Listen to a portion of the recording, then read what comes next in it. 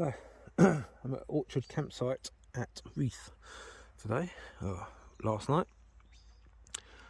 Just after I got here last night, it started hammering down with rain and it didn't stop until about 1 o'clock in the morning. I came out. I came outside, go for a wee, to be honest, and the sky had cleared completely and the stars were absolutely amazing. So I sat out here till about 3 o'clock in the morning. I was in bed at 8:30, so it was all right.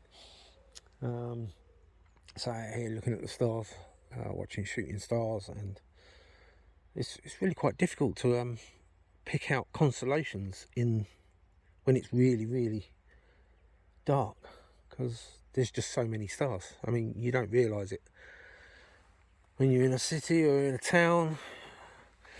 Anyway, because of the rain last night, my tent was absolutely soaked. Now I had to seam seal the tent when I got it, which is a thing that I don't know if you're meant to do with all tents, but these little bits here I obviously didn't seam seal quite well enough, so just get spots of water come through.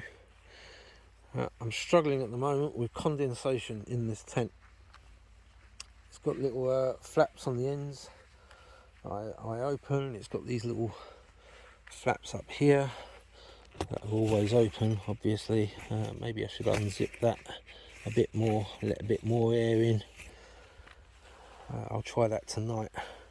But consequently, when I wake up in the morning, my inner tent, this is the inner tent, I have now taken out in the hope that it might dry a little bit. It seems to be working reasonably well. I mean, it's reasonably waterproof anyway, but it's not the highest tent in the world, and whenever I sit up or touch the edge, it rains on me.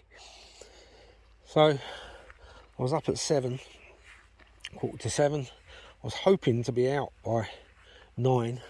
It's now 9:30, but I figure a dry tent is quite important. So I'm at the point I've been all over the tent. I've wiped it all down, possibly not as assiduously as I could have done, but so I'm just about to put it away. I should be out by 10, which is an hour earlier than I'm normally out. I think I've got 11 miles today. I've already taken some painkillers, so I'm feeling quite good. Almost everything's packed. I need to get some water. Yeah. Morning.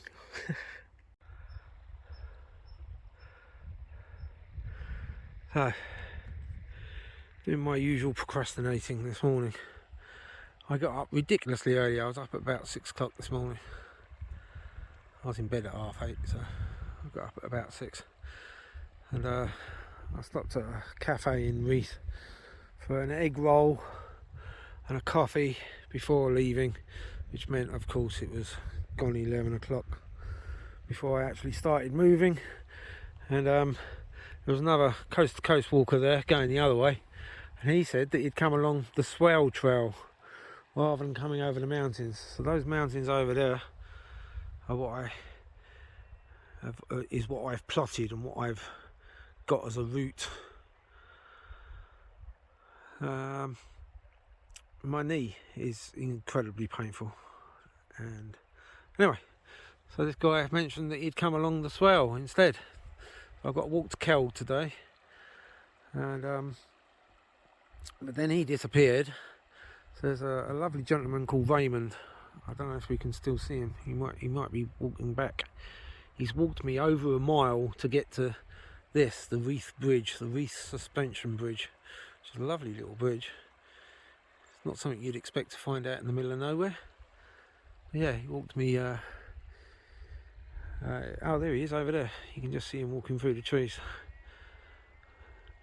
So the problem with getting down to the bridge nowadays is that the river burst its banks a little while ago and swept the path away, the normal path, which comes straight down the fields and straight down to the bridge. I don't know how it's particularly swept that way, or it's undermined the bank. So to get down to the bridge onto the swale trail is a little bit of a switch back to and fro through fields, through many and various different swing gates. And he said, "Oh, come on, I'll put you on the path." I didn't realise that he meant he was going to walk me over a mile down to the bridge. Although I suspect he enjoys the bridge because he bounced on it like quite heavily. He obviously likes the way it swings about when he bounces on it.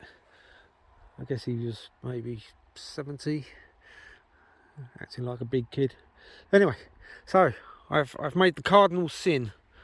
The cardinal sin of long distance trails. I've plotted a route and now I've changed my route, which could potentially be a problem, although he swears blind that there's absolutely no way I can get lost. The River Swale, which is this river here, actually goes through Keld, so as long as I'm following the river.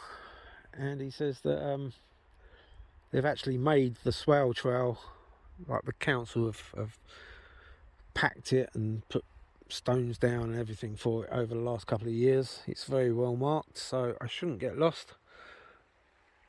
Kingfisher. Oh my god, kingfisher. I doubt I caught it on camera, but one of my favourite little birds. I'm going to sit here before I actually start my walk. I've already done 2 miles. just getting from the campsite into Reeth and then down to the bridge. And I don't know if it's going to, well, I suspect it might add miles to my journey.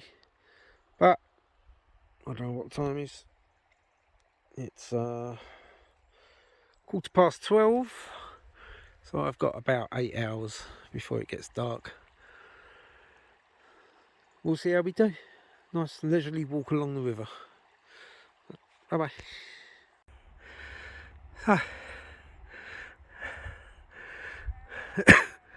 Having a look at my map, the coast to coast map, it does actually show that there is a low route on the official coast to coast, but that goes on the other side of the river being now all the way down there. So follow the trees along there and you'll find the river. And I suspect if I'd stayed on that side of the river, I'd actually just be walking along the bank instead of climbing up and down these hills. But that guy Raymond, who was ever so helpful and took me all the way down, was so adamant that the Swale Trail was the best way to go up to Keld, and I didn't want to see me crossing the bridge the other way. Like I just ignored everything that he said. So I've come along the left-hand bank of the river, hence climbing up and down these hills. But it's still quite a nice walk. We're meant to be getting rain this afternoon, so we shall see if it continues being nice.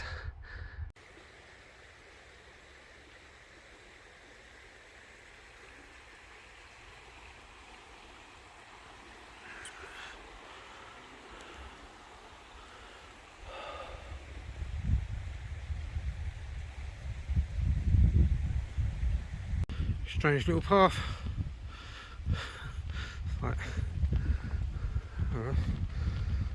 4-foot drop one side, down to the river the other.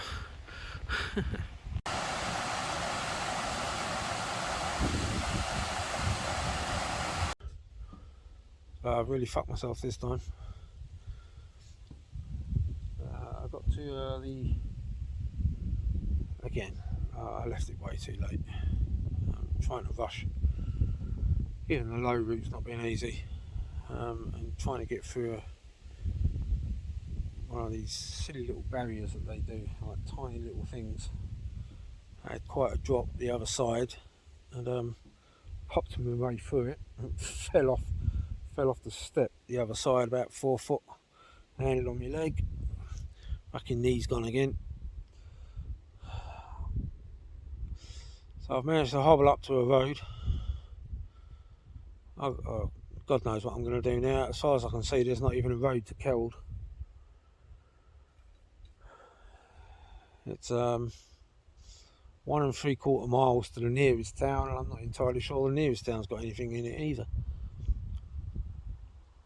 It's 4:45 already.